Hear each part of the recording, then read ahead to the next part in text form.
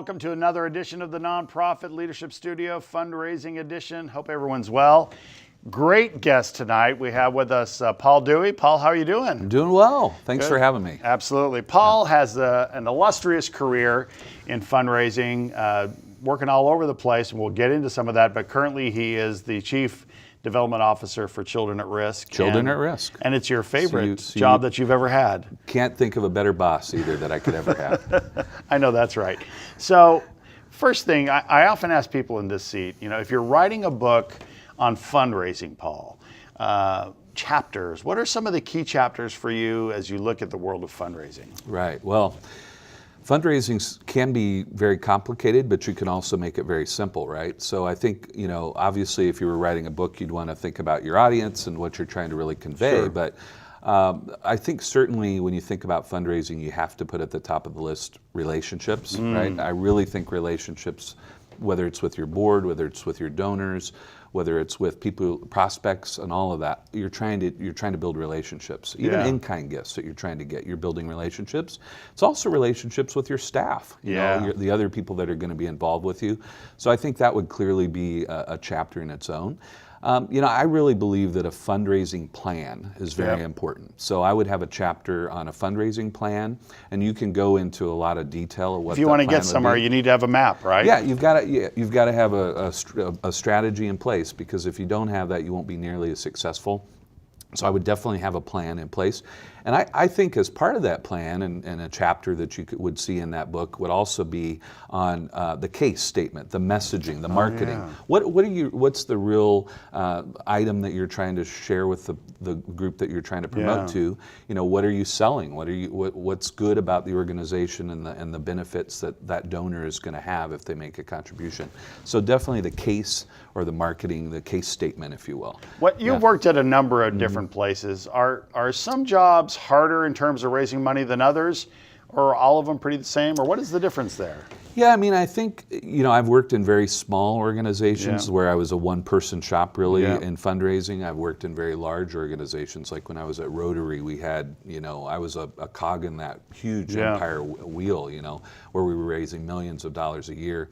I think a lot of the same skills apply no matter where you're at. Certainly if you're in a small shop, it can be challenging because you are wearing multiple hats. Some people like that. Some people like to lick the envelope and put on the stamp and send it out.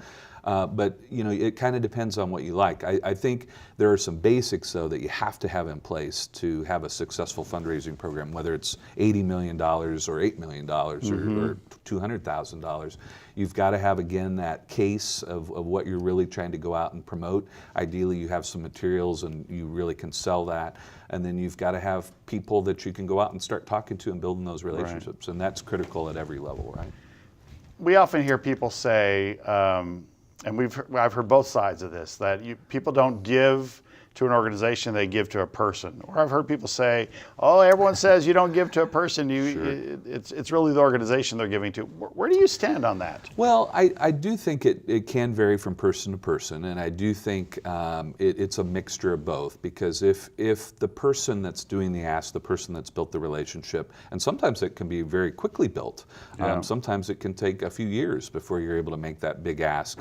But I think most people want to feel that person that's representing the organization is credible, that they feel comfortable with them, that they know who they are and representing the organization well, and that they feel good about that. But ultimately, too, they are looking for where are my dollars going to go, and especially if they're making a transformational gift or a larger gift, or a company or even a foundation. That person's important, but they really do need to feel good about where their dollars are going. Sort of a mixture of both, isn't it? I think so. Now, sometimes, I sometimes say, you can work just as hard for a $250 gift sometimes as you do for a $100,000 gift. Absolutely. And it can really vary.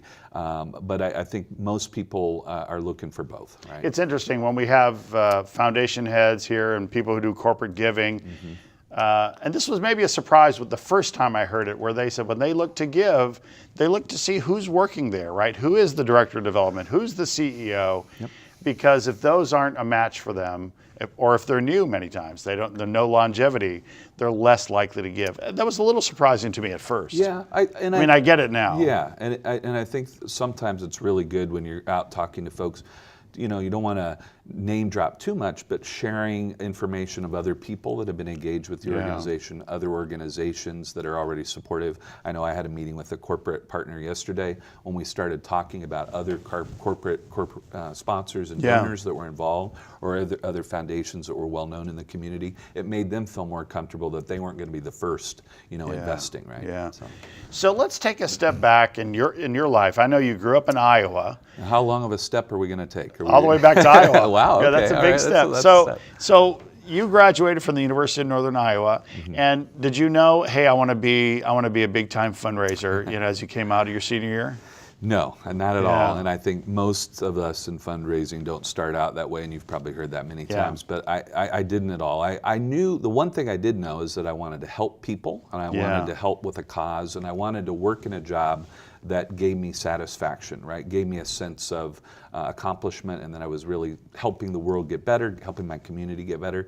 I knew that. I had a double major in public administration and education, so I was very interested in helping kids and youth, but I also thought of the public policy side and the public administration side, kind of ensuring that it was at a higher level as well. So what was your first job after college? Yeah, so my first job actually after college was Peace Corps. So I went into the Peace Corps. I served as a Peace Corps in Mongolia, again, wanting to help people, but that education background, and I've always had an interest in international awareness as well. You just came back from Colombia, Just came back from the country of Colombia. When I say Colombia, people say, okay, are we talking, Missouri? Or Colombia, Missouri. Right. But from, where were you? Which town were you in? Well, I went to a few. Barranquilla? I was in Barranquilla, I was in Cartagena, and I went Buru Islands, which are all near there. So it was the northern part, the coastal part of Colombia. Nice little bit of traveling. After the Peace Corps, you came back, and give us sort of a brief, sort of that line of jobs that you then had, because you had a couple of different jobs. Not that they were quick, but they. Yeah.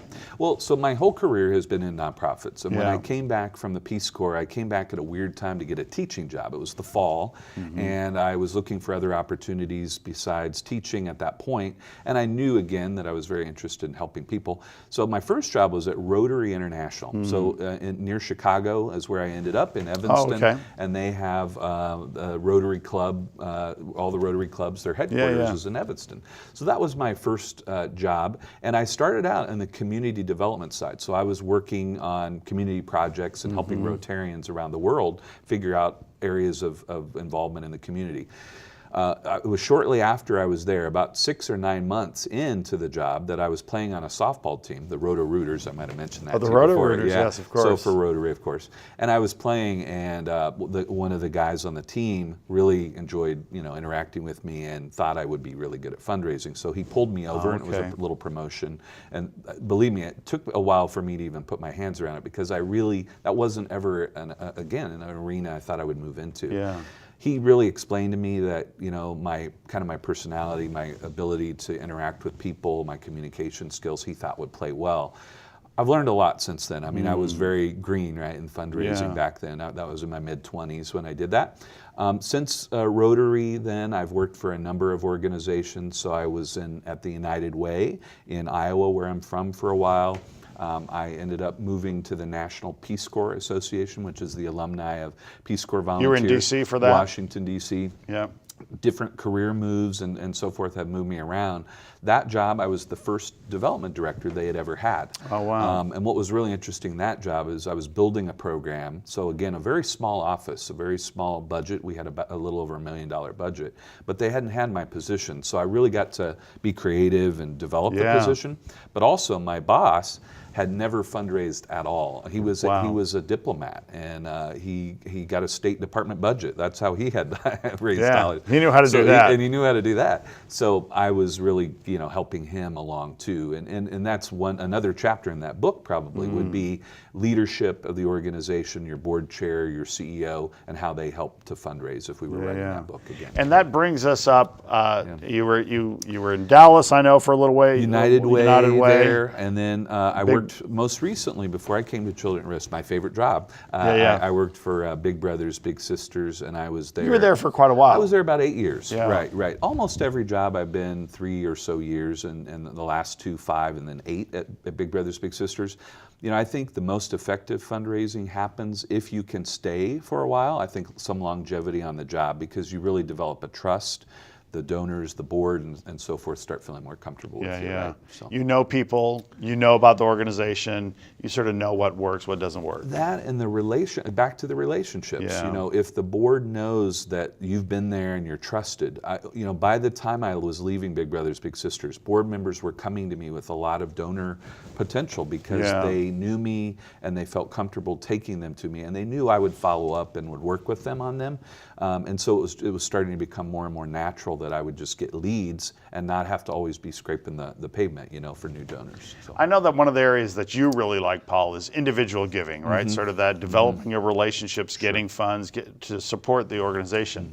When you look at individual giving, you know, what are the tough parts of it? What are the easy parts? Yeah, well, I think individual giving for many organizations is an area that isn't always as strong, but it's an area of great potential. And I think you'll see that. We all know, we've probably seen the statistics about the 80% of dollars come from individuals philanthropically.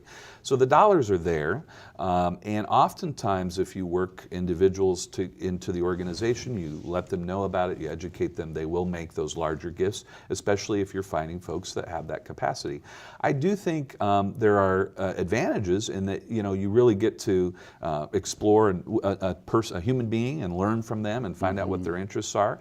A chapter of the book could be listening, because I do think when you're meeting with individual donors, any donor, but you really need to listen. Why are they even interested in the organization, in your cause, and your mission? And they'll often tell, if you listen, they will tell you why they're interested. They will tell you, and in fact, when you're new, you can use that. You know, I really wanted to get to meet you and learn from you and learn why you're even interested in children at risk, or why you're on the board, or what have you. But so I think there's an advantage of just building relationships with people, and that's fun. I think doing that is fun, especially if you make it natural, right? If it's part of who you are and what you believe, and if you can find an organization you're passionate about, that should come across naturally. The one thing you don't want to do with individuals or anybody is be transactional, right? It shouldn't just be about the money. It should be about, how do I engage this person and link them more to what we're doing? And if you can do that, the gifts should come, right? That could come more naturally. You asked about difficulties. You know, as we all know, sometimes you meet a lot of people that aren't maybe going to be as interested in your organization, or maybe don't have the capacity, or you meet with them for a very long time and then you make an ask and you find out, you know, they're not going to give, or they're going to give a smaller gift. So it's oftentimes, you know, it's sort of like dating, you know, you're going to get rejected sometimes, right? So don't go anywhere with that, Dr. Bob. I'm not going to go anywhere. When you look at, one of the questions we often ask of our guests is, when you look at the landscape in Houston of fundraising. Houston is a great fundraising town. The well-oiled machines, or the organizations, maybe some that we may not have heard of, that you think, wow, they're doing a pretty good job. Yeah. Well, I think, you know, we have the big institutions here, like, you know, Rice University, Baylor School of Medicine. I mean, that raise, you know, millions of dollars a year, and they are well-oiled machines, and we know of them. And so they're great institutions to learn from, but academic settings are a little bit different fundraising than an organization like a Children at Risk or a Big Brothers Big Sisters. So you have a variety of nonprofits, right? You even have people raising money for political campaigns. That's a whole other area, right?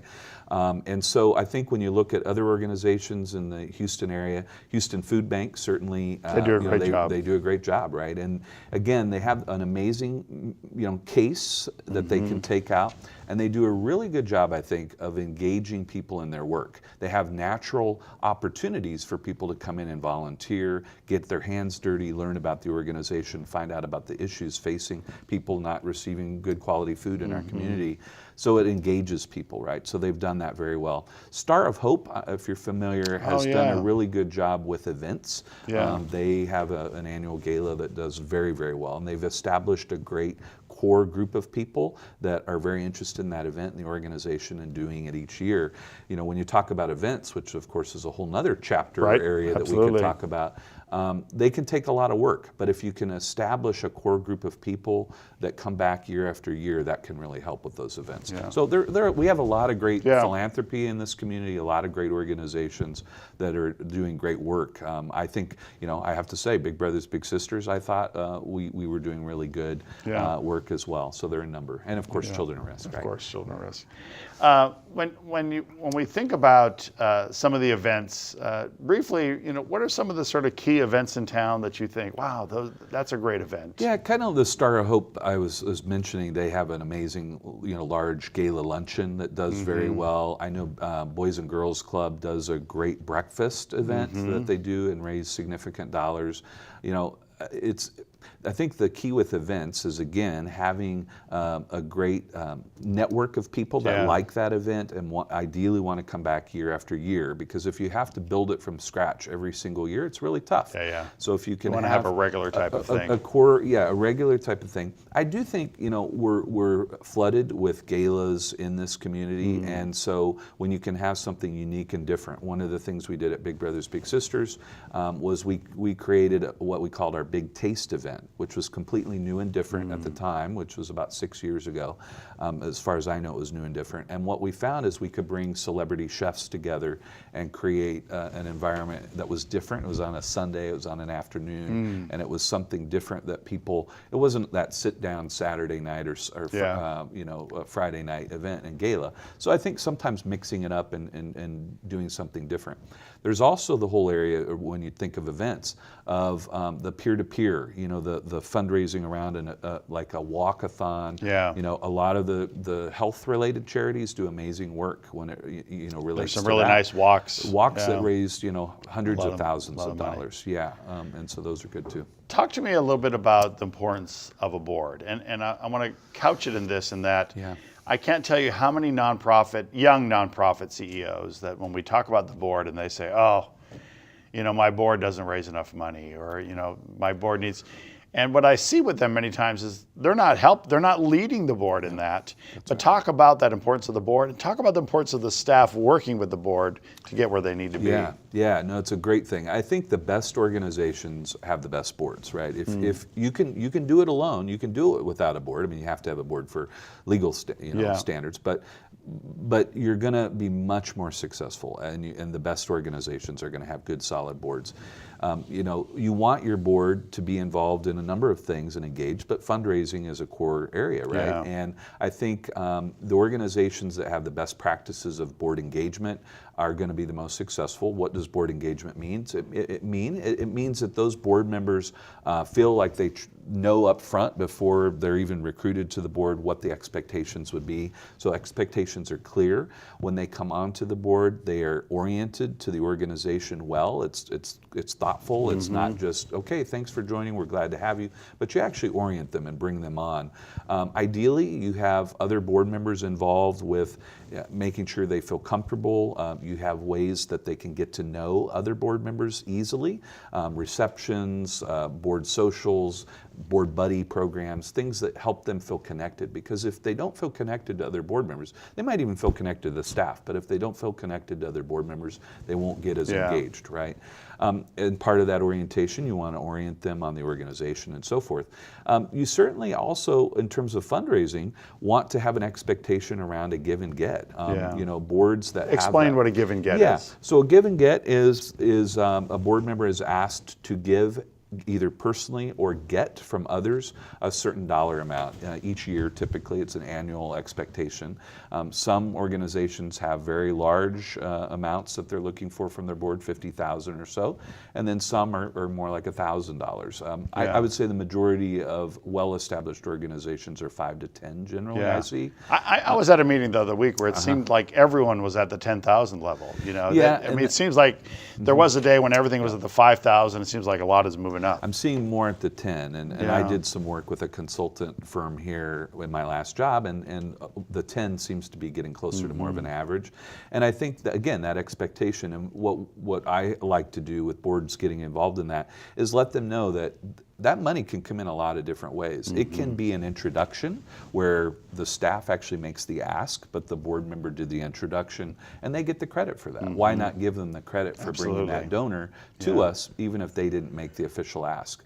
Bringing people to events, can be another way. Signing a letter to a corporate partner to enhance that. All of those were ways that they can give and get. And you do want every board member to write a personal check. I think it's very important. If they're just getting the dollars, but they don't have skin in the game, themselves, that you've really missed something. So I think having every board member make a gift. Give and some then sort of gift, yeah. the number one way board members can, I think two ways that board members can really support an agency with fundraising is introductions, opening doors, right? And then the second thing is just being advocates in the community, talking up the organization to people they meet and know. Have that elevator speech ready. When they're on the 30-second or a minute, they have their pin on, they can talk to about what the organization is.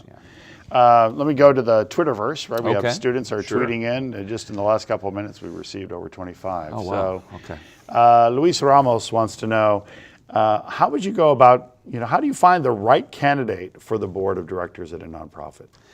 Yeah, I mean, I think you utilize your existing board to help identify new folks, and you, being out in the community, need to identify people that you think would be good. A lot of organizations will establish like a tool, and they're available out there, a matrix, and they put their current board of directors on that matrix, and they look at the demographics, they look at the skill sets, and they look for the gaps. A lot of organizations struggle with diversity, for example. So we really don't have enough women on our board, or whatever it is.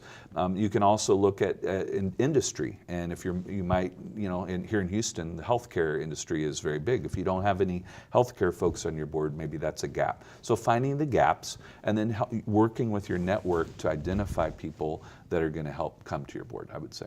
Yeah. It's an interesting question. What's the best way to get donors, big donors that are supporting similar organizations to yours, to switch to yours instead?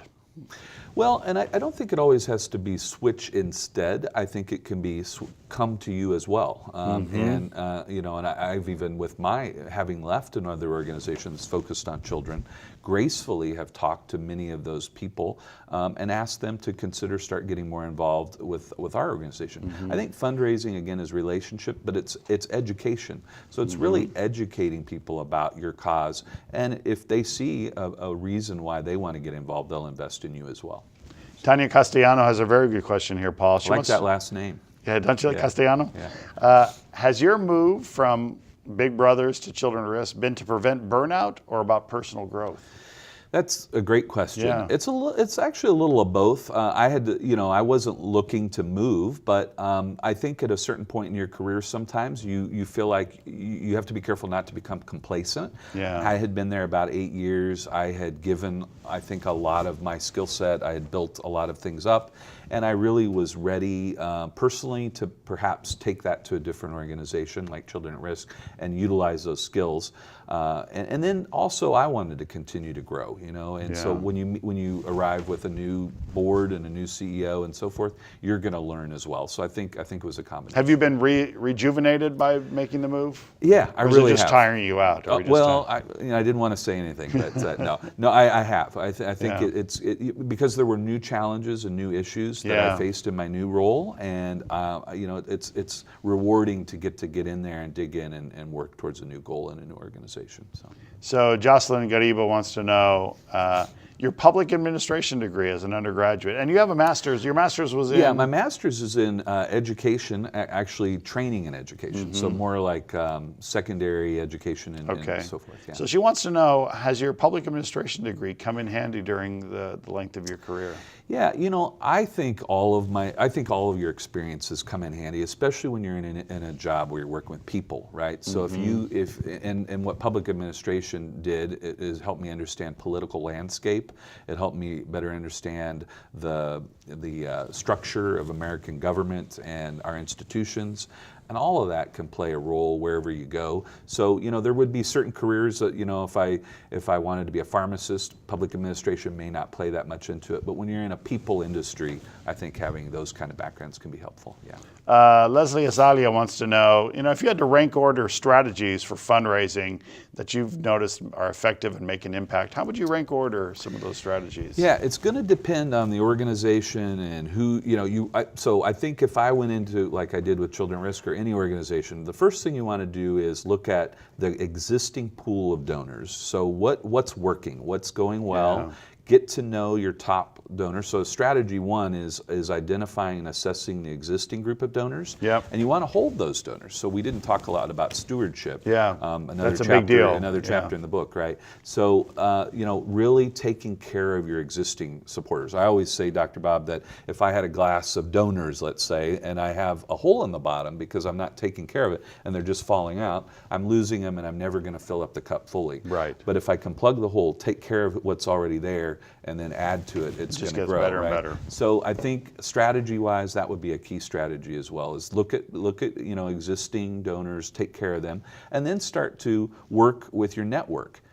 Identify new potentials through that existing network, I think, and that can be whether it's foundations, corporate, individuals. All of that can apply. And that stewardship thing and the analogy to the mug with the hole in the bottom is very it's a very interesting concept, right? And you came to Children at Risk, right? And we knew that one of our challenges were that we were really good at getting the first and second time gift, but we weren't stewarding. So that means we were doing all the hard work getting the first and second time gift, but not getting the third because the people were already there, but we weren't necessarily keeping that. That's right. And stewardship has to be strategic, and it's not something that just happens. You have to put a plan together around that as well. So it's those touch points for every level donor. Sharing with them the impact of their gift. It's for the higher. You can't do it with everybody, but for the higher level gifts, making sure you're meeting with them again, continuing to build that relationship, and circle back with them the impact of why their gift made a difference. So Jacob Cole wants to know, if you were given a career do-over, would you do anything differently? Wow, that's a great question. That is. I don't think I've ever been asked that question. I'm very happy in the career choice that I've made. And would there be some other things that I maybe would like to do? Yes. I think, I've been told I have a face for radio, but perhaps a voice for radio. So part of me has always wanted to do voiceovers and be like, so kind of on the creative side where I get to. I need to have you on my radio show more often, right? Maybe. Have you been on the radio show yet? yet? As a character, like I'd like to be just a character in a film, and have that crazy, have that interesting voice on the side. Don't do that ever again. Don't do that again. It scares you, doesn't it? Yeah. So, but overall, I've really loved my career. I really have, and part of that is as you reflect as you get older, because I am getting older. But you find friends that are maybe dissatisfied in their career, and they've been in the corporate sector, and I'm nothing against that, but they reach a point and they say, I really want to give back. I'd really much rather be doing something that's meaningful. I've fortunately been able to have that. So. There's one of our TED Talks where we talk a little bit about people who made a corporate choice. The guy who chooses the corporate and is making a lot of money and then donates. But I think I see more and more of people that are making a lot of money that really feel like there's a hole in their life. I think you're right. That in our lives, we don't really see that. We don't. And I think however you give back, and some people that work in the corporate sector or whatever do a great job of doing that. But I think at a certain point in life, and some of them are able to retire and then still give back in more meaningful ways. But at a certain point, a lot of people, I think, reach that dissatisfaction with just making money or just rising to the top in their career, and they really want something more meaningful. Yeah. I was in a men's group at a church, and we'd meet in the morning, and all the guys would always say they were always looking for something more fulfilling, and they'd say, "We don't know why you're here, Bob. You already are doing stuff." Yeah, absolutely. And then You've had a great career. And then I've decided, I don't know why I'm here. and you don't go back. I don't go back. Yeah, exactly. They're great guys, though, right? Yeah, they're wonderful guys. Let's see. Okay, so Susanna Mickelin wants to know.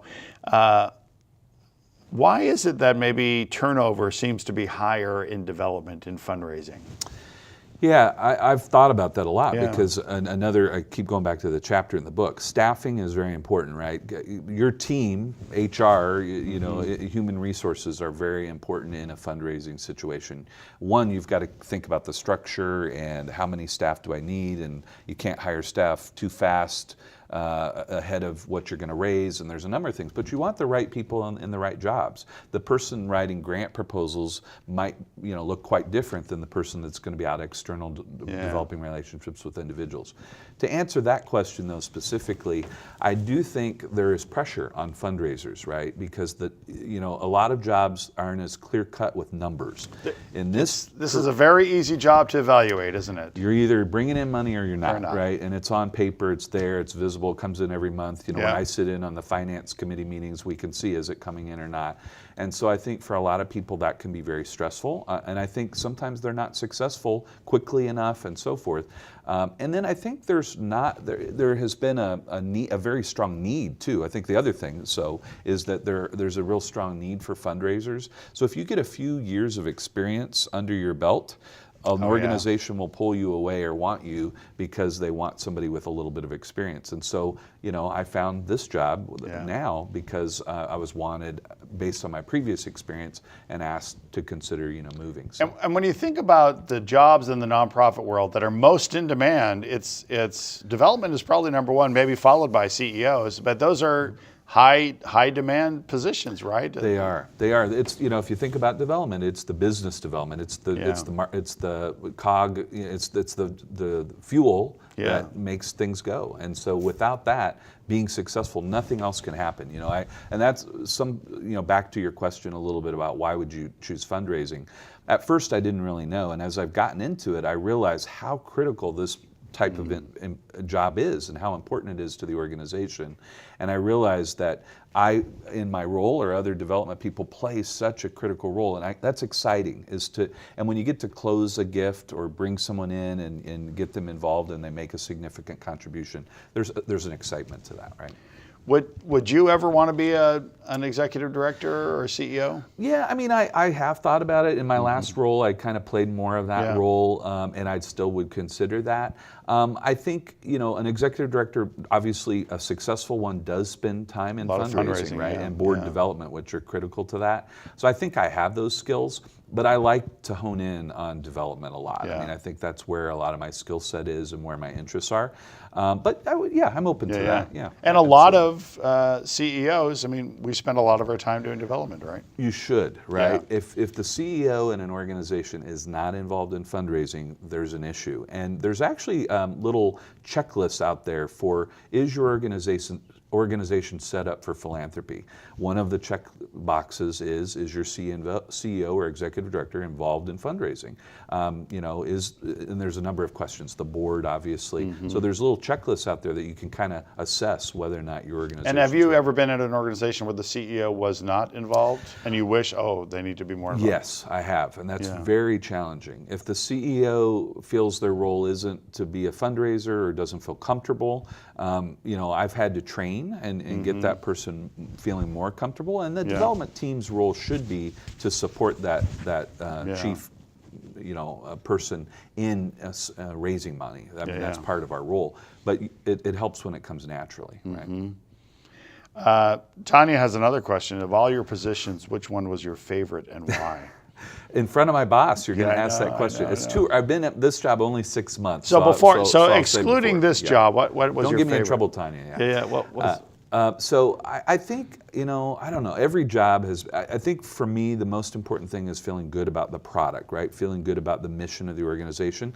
Big Brothers Big Sisters has to rate pretty high because I've been a mentor for 28 years with Big Brothers Big Sisters. So it was just a natural, great fit for me, and I believe so much in mentoring.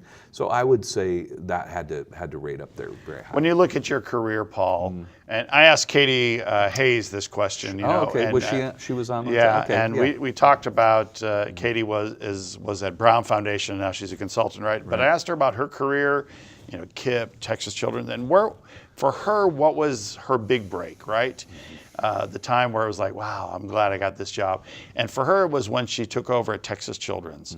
For you, when you look at the length of your career, where was your big break? Yeah, I think there were two critical ones. I think that first development director, where they never had one, because what it did is I had never been a development director, and I had really limited development experience. Again, I had enough that they wanted me to come and take on that job, but I really only had 3 or 4 years of experience, and that job forced me to really learn all about development and kind of the broader perspective and all the aspects of fundraising.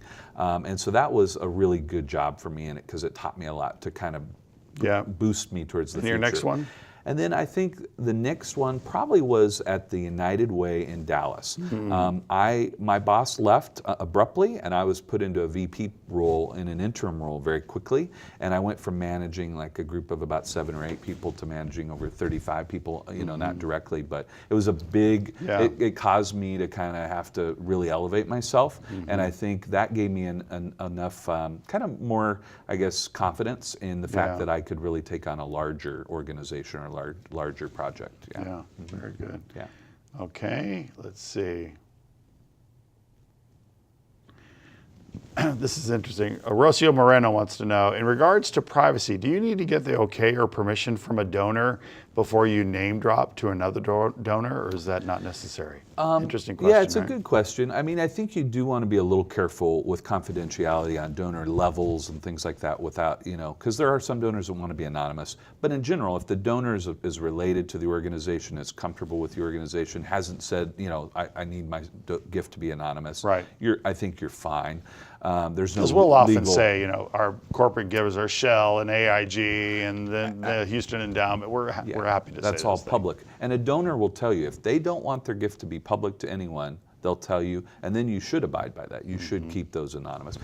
I think kind of a related piece to that is you should be really careful with donor lists, especially individuals, because that should be kept careful if people are, especially contact information, all that. That really is something you don't want to share with everybody. So Trevin Oliver wants to know, from your experience in the Peace Corps, what skills do you still have that you developed there? From the Peace Corps, wow. Well, the Peace Corps was a remarkable experience. It was very different than anything I've done.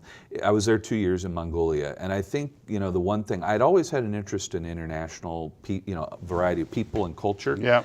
But I think what it taught me was that people, regardless of where you are very similar to other people. I mean, cultural differences, but everybody still has to, get up in the morning and get ready for their day and put food on the table and has aspirations and has desires and wants to, another thing I found is people want to help others. So, as I was there to help others, they were certainly there to help me as well, adapt to their culture, learn their language. So all of those things, those people skills, I think play with you. And also when you are in a culture where I was the only American and I didn't speak the language. What did they call you, Paul? What was the nickname? Baksha, which is teacher. Okay. It's a nice way of calling their teacher.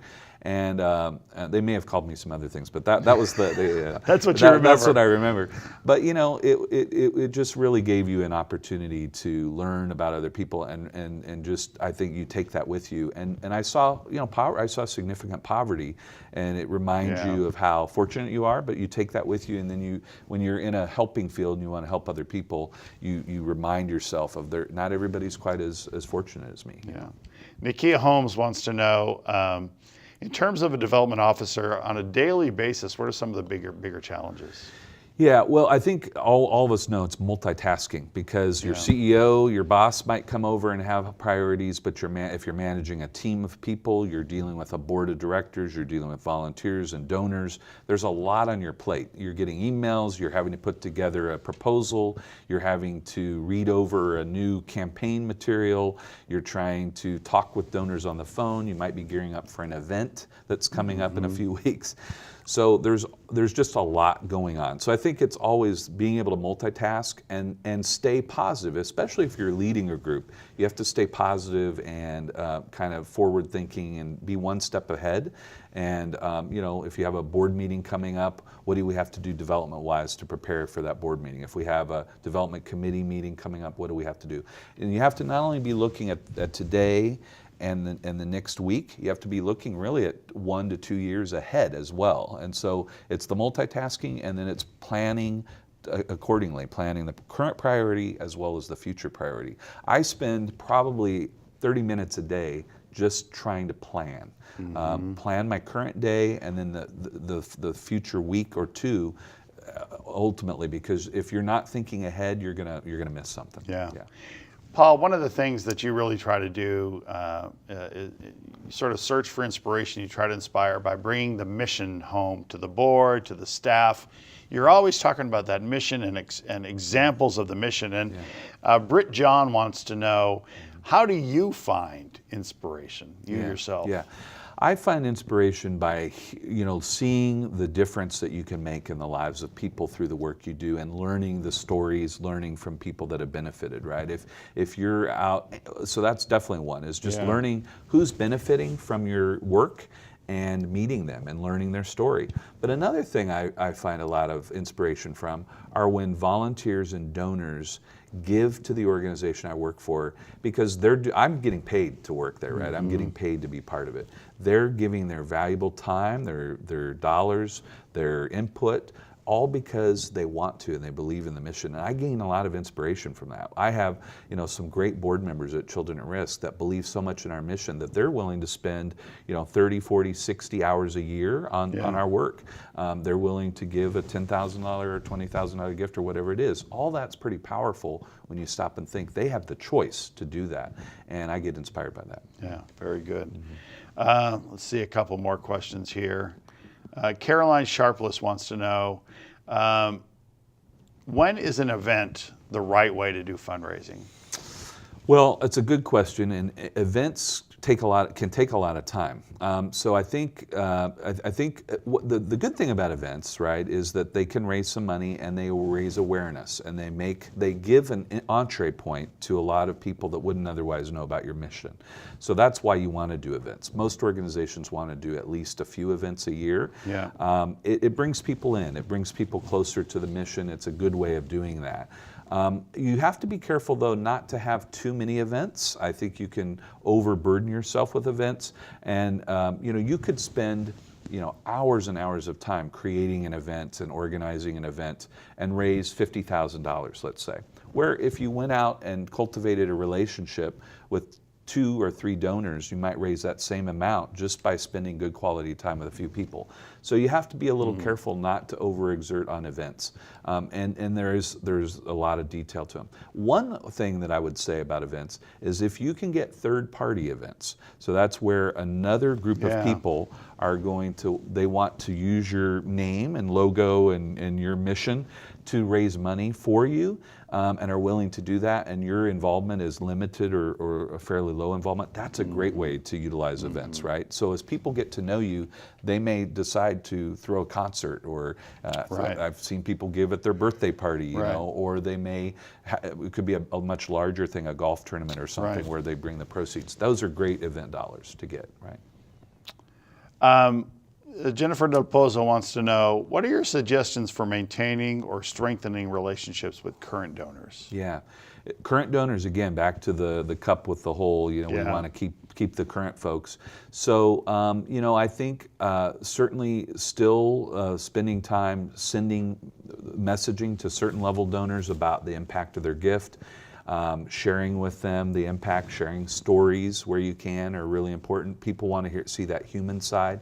If it's a higher level donor, and by that it's going to vary from organization to organization. You've only got so much time, but spending some time face to face with those donors, spending some quality time with them, again, listening, learning from them.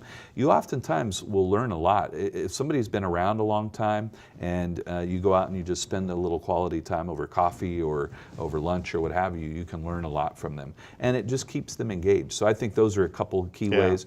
Involving your program team from time to time in those meetings is very important too. Talk about that at the program team. Yeah. So I think, oftentimes Children at Risk, we have a lot of expertise there at the organization, and your program teams at most nonprofits are going to be experts in the services you're providing, and you may not, as a development team, have all that expertise. So bringing those folks out, because they're very passionate usually about what they're doing. Right, exactly. And they can tell the stories, so letting them shine as well, and letting the donor really hear from someone that really knows the product, knows the services you're providing, can really enhance the relationship as well. Yeah. Reagan Morgan wants to know, what is the one thing you would change about your job duties now, and why? Isn't that a good question? Good question. Yeah. Everybody's asking these questions with my current boss right here at the table. They see me every week. They're used to me. They feel comfortable. They feel comfortable throwing those out. Yeah. I'm pretty happy in my current job. I think staff turnover you never want, and staff. And we just had one this week, and that's something I'd rather have a base of people that aren't going to change, unless they should, right? But if they're good quality employees, you want to keep them. So staff retention. So if I could retain my good staff and not lose them, I think also. There's never enough time in the day, and that's true in almost any job. But one thing I've learned about development over the years is that there is never enough time. If you're bored in a development job, you're not doing your job, because there's always more people to meet, there's more phone calls to make, there's more emails to send. So I could really sometimes use some more downtime, and so you have to create that. You do have to create that time. Life balance is also important, right? I think as well for development people. So Melinda Lee wants to know, what characteristics make for a great development director? I think the ability to build relationships with people. I think the ability to be strategic and realize that you and your staff only have so much time. So have a good plan, be able to build a good plan. And if you've never built a development plan before, there are people out there that have. Go learn from others. And I think a good development person is curious too. They're not going to be complacent. They're not happy with the current situation. Development people always want to get better, right? They always want to grow. They always want to improve. People. Good development, right? Yeah. If you're okay with, hey, we raised this amount last year and I want to just stick to it, you're probably not doing a good enough job. So you always got to be thinking growth and the ability to go up, right? Move forward. So I think most development people are great communicators. If you're a good development director, you're going to be a good communicator. And you have to motivate a team if you're a development director and you've got other staff, and you've got to motivate your board, right? Your board's going to help motivate you, but you've got to keep motivating them as well. Latrice wants to know, does work outweigh your social life, or how do you make time for your personal life? Well, it's a good question. At times, yes, work can be very time-consuming. That's why I took the trip to Colombia. That's why I get away. From I think vacation is very important. As a development person, you really could work around the clock, and you do have to take time out. And I think most professionals, whatever career, if they are long-hour jobs, you need to temper that. After tonight, I'll be headed to racquetball. I'm playing a racquetball match. It lets me, work out, get some exercise, but also relieve stress, right? Yeah, so it's important to have good. Milton Guardado wants to know, how long does it take to build a profitable donor base?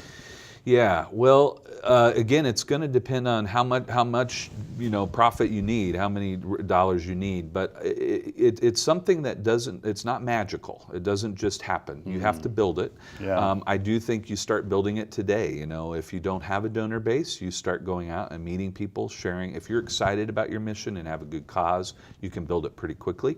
To build to multi-million-dollar organization is going to take a long time. If you're looking for $100,000 or so in a smaller organization, you can do that more quickly, right? Stacy McKenzie wants to know, what drew you to Children at Risk? How did you choose a career based on mission or the org? Yeah, I was drawn in that as I learned more, I was pursued, and then as I learned more about the organization, I really liked the mission, and to me the mission is very, very important.